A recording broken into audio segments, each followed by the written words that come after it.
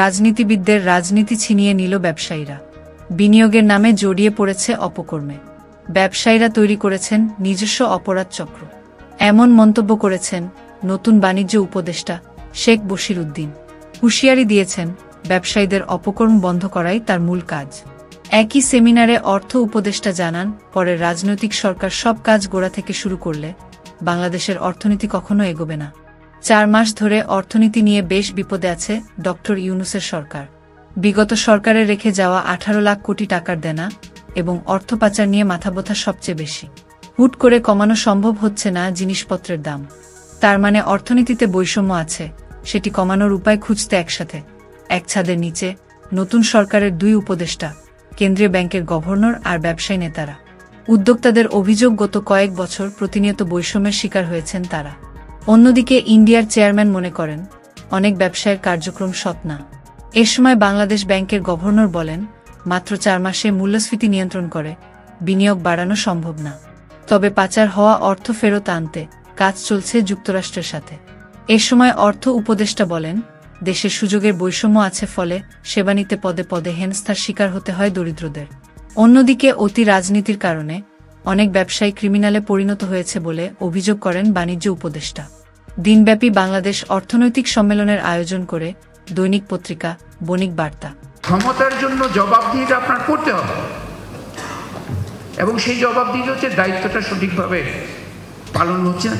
সদিচ্ছার ঘাটতি নিয়ে কোনো কথা নেই, কিন্তু কার্যকৌশল কিভাবে আপনি যে দায়িত্ব পেয়েছেন সেগুলো পূরণ করতে পারবেন, সেভাবে আপনাকে এগিয়ে আসতে হবে।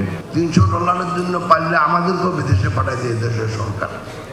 তো আমরা চাই যে আমরা আমাদের দেশে বিনিয়োগ করে আমাদের দেশে কর্মসংস্থান করি, কিন্তু সমস্যা যে বিনিয়োগ যদি না হয় তাহলে কর্মসংস্থানটা কীভাবে? স্বর্ণ আমদানির বিষয়ে যদি আমাকে আমার কোনো সাধারণ নাগরিককে প্রশ্ন করে, আমাকে তো কোনো জবাব নেই, কারণ আমার রেকর্ড বলছে স্বর্ণ আমদানির পরিমাণ খুবই কম, অথচ আমার জুয়েলারি সবগুলোতে টনকে টন স্বর্ণ। তাহলে কীভাবে এটা আসে? ইউএস ট্রেজারি রিপ্রেজেন্টেটিভরা আসছেন, ইউএস জাস্টিস ডিপার্টমেন্টের লোকরা আসছেন সেপারেটলি, ব্রিটিশ গভর্নমেন্ট থেকে ISCCC তারা আসতেছেন, ওয়ার্ল্ড ব্যাংকের থেকে স্টার গ্রুপ যারা অ্যাসেট রিকভারি নিয়ে কাজ করেন তারা আসতেছেন। We will have a road map কীভাবে বায়োলেটারাল চুক্তি করে, দেশের সাথে চুক্তি করে এবং আইনগতভাবে এটাকে আমরা ফিরিয়ে আনতে পারি।